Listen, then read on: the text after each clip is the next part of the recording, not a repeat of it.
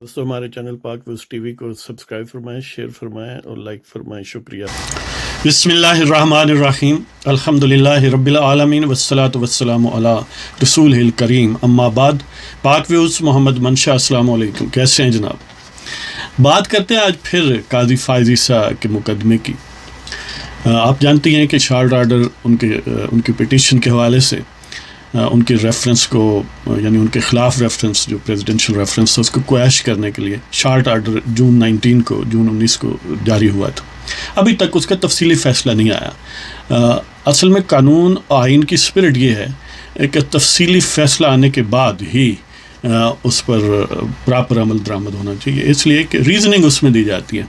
ये ऐसे ही है कि जैसे कोई शख्स हो और उस पर कोई इल्ज़ाम लगाए और हुक्म हो जाए कि इसको लटका दें।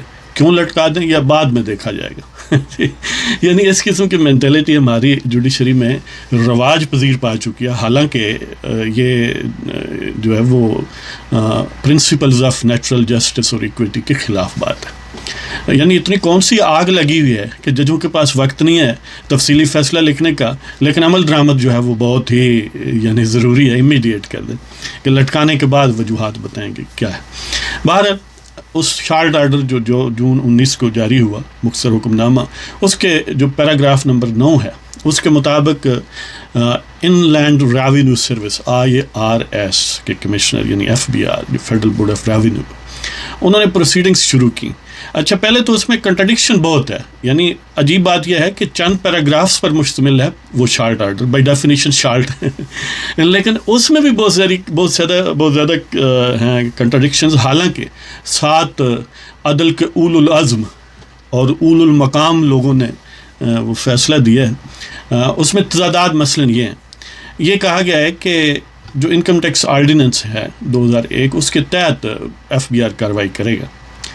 अब उसके तहत अगर कार्रवाई करे तो फिर जो उसमें टाइम दिया गया है उसको आप चेंज नहीं कर सकते, लेकिन साथ ही ये कहा गया कि आप 60 डेज़ के अंदर ये प्रोसीडिंग्स मुकम्मल करेंगे। उसमें ये है कि अगर किसी के ख़िलाफ़ प्रोसीडिंग्स हैं तो ज़ाहिर है किसी भी कानून में वो एक प्रिंसिपल होता है कि nobody can be condemned unheard, किसी को सुने बगैर उसके ख़िलाफ़ फ़ैसला नहीं दिया जा सकता। लेकिन इसमें यानी इंश्योर किया गया है इनकम टैक्स ऑर्डिनेंस में कि जिस भी टैक्स पेयर के ख़िलाफ़ कोई शिकायत हो तो उसको ज़ाहिर है नोटिस जाएगा, कोई भी प्रोसीडिंग शुरू होंगी और नोटिस इन जनरल तो उस शख्स जिसके ख़िलाफ़ कार्रवाई है जो टैक्स पेयर है उसको ख़ुद ही जाएगा। यानी ये नहीं है कि कोई दाएँ बाएँ किसी को दें और कहें कि हो गया है। बहरहाल उसमें बाज़ रिप्रेजेंटेटिव्स की गुंजाइश है कि कौन रिप्रेजेंटेटिव होता है जो उनकी तरफ से प्रॉपर्टी मैनेज कर रहा हो, मसलन उनके बिज़नेस का मैनेजर हो जिस बिज़नेस के मतलब कोई इशू है, या उनकी मनी मैटर्स को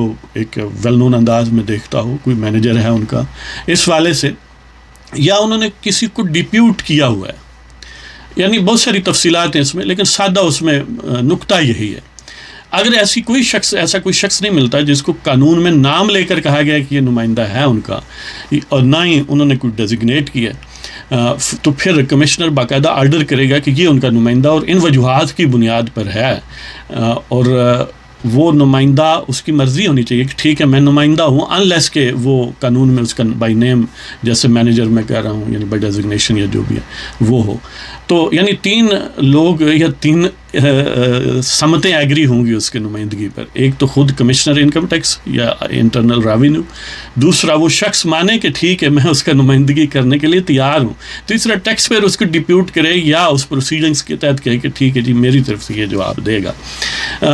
मज़े की बात यह है कि ऐसा कोई काम नहीं किया गया। यानी सो फार जो मीडिया में बातें आई हैं, कमिश्नर इनकम टैक्स ने कोई रिप्रेजेंटेटिव मुकर्रर नहीं किया। करना क्यों ज़रूरी था? इसलिए कि वो 3 अशख़ास के ख़िलाफ़ प्रोसीडिंग्स हैं, एक काजी फायज़ ईसा की बेगम, एक उनके बेटे, एक उनकी बेटी। ये तो चलो अगलब इम्कान हो सकता है कि उनकी बेगम रेजिडेंट हो, पाकिस्तान में आती जाती हैं और वो रेजिडेंट की तारीफ़ पर उतरती हैं। बाकी तो 2 डेफिनेटली नॉन रेजिडेंट हैं, यानी पाकिस्तान में दूसरे लफ्ज़ों में सादा लफ्ज़ों में रहते नहीं हैं। तो उनको कैसे सर्व हो सकता है नोटिस एक आए बाएँ शाएँ कर, यानी किसी एक थर्ड पर्सन की रेजिडेंस पर। यानी सपोज़ मैं एक बैरून मुल्क रहता हूँ, मेरे ख़िलाफ़ अगर कोई प्रोसीडिंग्स हैं तो मेरे किसी पड़ोसी को देकर तो वो नहीं पूरी होती, اگر آپ کو اتنی مجبوری ہے تو انگلینڈ میں پاکستان کی ایمبیسی موجود ہے، وہاں ایمبیسڈر ہوتا ہے، اس کا سٹاف ہے، ان کے ذریعے نوٹس سرو کروائیں، لیکن یہ نہیں کیا گیا۔ اور ساتھ یہ بھی راگ لاپا گیا ہے کہ یہ دونوں سیپریٹ پروسیڈنگز ہوں گی، یعنی انکم ٹیکس کی جو ان کے بچوں اور بیگم کے خلاف ہیں، اور ان کے خلاف جو سپریم جوڈیشل کونسل میں ہوگی۔ تو مطلب یہ ہے کہ یعنی اب ایف بی آر کہتا ہے کہ ہم نے 3 مرتبہ کوشش کی، ناکام رہے، نوٹس سرو نہیں ہوا، لہٰذا چوتھی مرتبہ ہم نے اس ریزیڈنس پر، کس پر؟ قاضی صاحب کے آفیشیل ریزیڈنس پر ہم نے نوٹس چسپاں کر دیا۔ چسپاں قاضی صاحب کے خلاف نہیں کیا، ان کی بیٹی اور بیٹے کے خلاف کیا۔ وہ ایڈلٹ ہیں، صاحب اولاد ہیں، بیرون ملک رہتے ہیں، اپنا کاروبار، ملازمت جو بھی ہے اس طرح کی زندگی گزارتے ہیں۔ اس کا ایک دوسرے ملک میں کسی بلڈنگ پر نوٹس چسپاں کرنا عقل و خرد کے خلاف بات ہے، spirit of law and constitution کے خلاف بات ہے، ایک احمقانہ بات ہے سادہ لفظوں میں، لیکن اس کا باقاعدہ حکم ہے اس شارٹ آرڈر میں، یعنی یہ اس میں تضاد موجود ہے۔ چلو بیگم کی حد تک تو ہم کہہ سکتے ہیں۔ اب ریزیڈنٹ کیا ہوتا ہے؟ یعنی انکم ٹیکس آرڈیننس میں یہ واضح کیا گیا ہے کہ وہ شخص نان ریزیڈنٹ ہے جو ریزیڈنٹ نہیں ہے۔ اب ریزیڈنٹ کیا ہے؟ ریزیڈنٹ وہ ہوتا ہے جو کسی سال میں، یعنی ٹیکس ایئر جس کے متعلق آپ کوئی پروسیڈنگس کر رہے ہیں، اس میں وہ 183 دن اس ملک میں یعنی پاکستان میں رہا ہو، یا اس سے زیادہ رہا ہو، یا یہ اپلیکیبل صورت نہیں ہے تو پھر 120 دن رہا ہو، اور پچھلے 4 سالوں میں سے 365 یا اس سے زیادہ مجموعی طور پر دن بنتے ہوں۔ اس پر شاید، یعنی میں شاید کی بات کر رہا ہوں کہ بیگم صاحبہ تو شاید اتر جائیں، وہ بھی ظاہر ہے اب تفصیلات ہوں تو پھر اس پر واضح ہو سکتا ہے معاملہ، لیکن باقی جو ہیں وہ بظاہر، وہ بھی اگر تفصیلات ہوں تو ڈیفینیٹ تو پھر بات ہوگی، لیکن بظاہر یہی ہے کہ وہ پاکستان میں نہیں رہتے اور وہ نان ریزیڈنٹ ہے، لہذا نان ریزیڈنٹ جو ہے اس کے لیے ظاہر ہے اور یعنی پیرامیٹرز ہیں کہ اس کو کیسے ٹیکس کرنا ہے وغیرہ وغیرہ۔ بہرحال یہ ایک عجیب قسم کا فراڈ ہے جو ماشاءاللہ عدل کے اعلیٰ ترین دماغوں نے ڈیوائس کیا ہے، اور اس فراڈ میں سامنے کنٹرڈکشنز موجود ہیں کہ پروسیڈنگز کہیں اور ہو رہی ہیں، ذمہ دار کوئی اور شخص ہے، اور اس کا نتیجہ جب آئے گا تو پھر اس کا اثر کسی تیسرے شخص پر ہوگا۔ یعنی قاضی فائزی صاحب کے خلاف وہ رپورٹ جب لکھیں گے ایف بی آر، اب ایف بی آر کا کوئی ملازم اس ملک میں جس میں چیف جسٹس کی ٹانگیں کانپتی ہیں، پورے سپریم کورٹ کی کانپتی ہیں، دیوتاؤں کی مرضی اور ان کے اشارہ ابرو کے خلاف فیصلہ دینے پر، وہاں پر ایف بی آر کے ایک ملازم 19-20 گریڈ کا، اس کی کیا وقت ہے؟ کیا وہ ان کی مرضی کے خلاف پروسیڈنگز دے گا، فائنڈنگز دے گا؟ وہ بالکل یہی فارمیلٹی پوری کریں گے، جی ہمیں کہا گیا تھا نوٹس بھیج دیں، ہم نے بھیجا ہے، جواب نہیں آیا، لہٰذا ہم ایزیوم کرتے ہیں جی پراپرٹی نہیں کی ہے، انہیں کے پیسے سے لیے، قاضی پیسے سے، لو جی رپورٹ ہے پہ۔ اب وہ رپورٹ آ جائے گی تو وہی جو دیوتاؤں کو خوش کرنے والے عدل والے لوگ ہیں، انہی میں سے 5 بندے ہوں گے، ان میں سے 3 اگر ایک طرف ہو کے وہ کہیں گے ٹھیک ہے جی قاضی صاحب تھوڑے خلاف کیس بن گیا، لہٰذا شوکت عزیز کی طرح اب بھی گھر جائیں۔ یعنی یہ پلان بظاہر ہے، دیکھیں وہ اللہ تعالیٰ ہے نا کہ واللہ خیر الماکرین، کو کوئی ایسی صورت پیدا کر دے یا وہ قلوب کو بدل دے، یہ ایک علیحدہ بات ہے، لیکن ہم تو اسباب جو سامنے ان کی بنیاد پر یہ بات کہہ رہے ہیں۔ تو یہ ہے جی جو ہاں ایک اور اس میں رکاوٹ یہ ہوگی پروسیڈنگس میں کہ ایک 1992 میں ایک protection of economic reforms act 1992 ہے، اس کی سیکشن 5 یا دفعہ 5 میں یہ جو فارن کرنسی اکاؤنٹ ہیں ان کو پروٹیکشن دی گئی ہے، یعنی جو بھی ان میں پیسے آئیں گے یہ نہیں پوچھا جائے گا کہ کہاں ہیں، کہاں سے آئے ہیں جی، یعنی ان کا سورس نہیں پوچھا جائے گا کہ کہاں سے یہ انکم کیا سلسلہ ہے، یعنی اس ٹائپ کی امیونٹی حاصل ہے اکاؤنٹ ہولڈرز کو اس اکاؤنٹ کے ایکسٹینٹ تک۔ اب ظاہر ہے یہ ایک تو وہ رکاوٹ ہے، پھر کیونکہ فارن کرنسی اکاؤنٹ میں وہ بیگم صاحبہ کے پیسے تھے جو انہوں نے کہا کہ ہم نے اس طرح سے کمائے، اور وہ بیرون ملک foreign currency account banking channel کے ذریعے اس یو کے میں بھیجے گئے، تو پھر یہ قانون توڑنا پڑے گا جی۔ اور پھر یہ ہے کہ انکم ٹیکس آرڈیننس میں بذات خود ایکسپائری ہے کہ 6 سال ایکسپائر ہو چکے ہیں اس ٹیکس ایئر کو، تو اس کے بعد کوئی اس ریکارڈ طلب نہیں کیا جائے گا، یا اس پراپرٹی یا اس انکم کے متعلق نہیں پوچھا جائے گا۔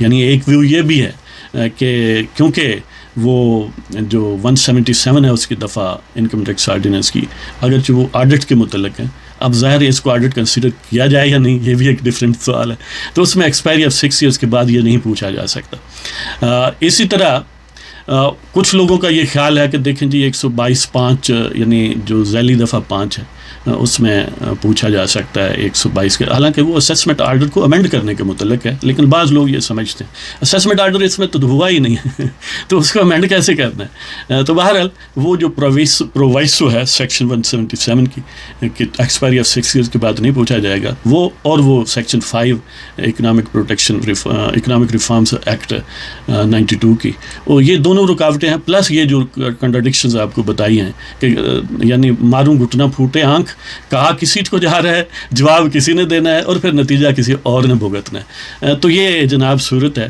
اب دیکھتے ہیں کہ دیوتاؤں کو کتنا خوش کیا جاتا ہے اور ان کی مرضی کا نتیجہ جو ہے وہ برآمد ٹوپی سے کیا جاتا ہے. یعنی اس کے ساتھ ایک اور دلچسپ بات بس دوستوں کے لیے کہ رودابرٹ ہوٹل جو پی آئی اے کا نیو یارک میں، جس کو کیبنٹ کمیٹی جو ہے وہ سوچ رہی ہے کہ بیچا جائے، اس پر نون لیگ کے کچھ لیڈروں نے باقاعدہ اسد کیسر کو خط لکھا ہے جو اسپیکر ہیں قومی اسمبلی کے.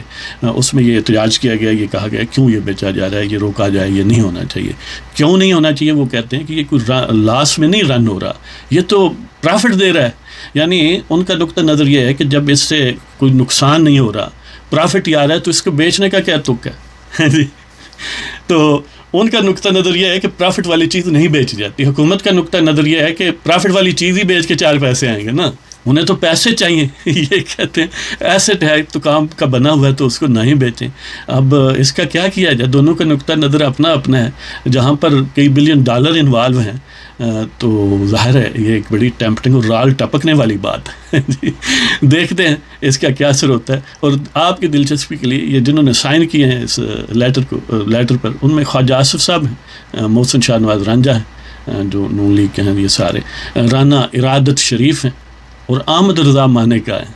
ویسے آپ تو مانے کا کہتے ہوں گے جو اردو پڑھتے لکھتے ہیں، ہم مانے کا کہتے ہیں. یعنی مانا ہوگا نا کوئی بندے کا نام ان کے آباء و اجداد میں سے، جس کی وجہ سے مانے کا کہا جاتا ہے انہیں. تو لیکن اردو میں لکھتے ظاہر مانے کا ہے، جیسے ہم پنجابی میں پانی کہتے ہیں ویسے پانی لکھا جاتا ہے. تو اسی طرح یہ احمد رضا مانے کا مسلم لیگ نون کے ایم این اے ہے، جو خاور مانے کا ہے نا، آپ نے نام سنا ہی ہوگا.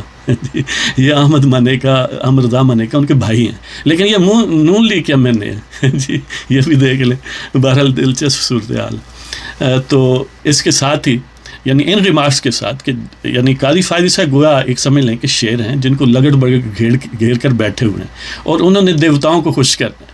اب دیکھتے ہیں کہ یہ لگڑ بگڑ اس شیر کو یعنی وہاں پہنچاتے ہیں جہاں دیوتا چاہتے ہیں یا نہیں پہنچاتے. یعنی ہم دعا ہی کر سکتے ہیں اور کیا کر سکتے ہیں جی. اللہ تعالیٰ دیوتاؤں کے خلاف جو بھی مزاحمت کرنے والے لوگ ہیں، آئین اور قانون کی سربلندی کے لیے، پاکستان کے عوام کے حقوق کے لیے انہیں کامیاب کرے، اور ہمارے دلوں میں کم از کم ہم دل سے تو ایسے لوگوں کو اچھا سمجھیں جو اس کے خلاف ان کو برا سمجھیں، یعنی کم از کم جو کمزور ترین ایمان ہے. تو اس کے ساتھ آپ کی اجازت چاہتے ہیں، انشاءاللہ حاضری ہوتی رہے گی. آپ کو اگر پروگرام پسند ہو سبسکرائب کریں، شیئر کریں اور لائک کریں. اجازت دیں، خدا حافظ.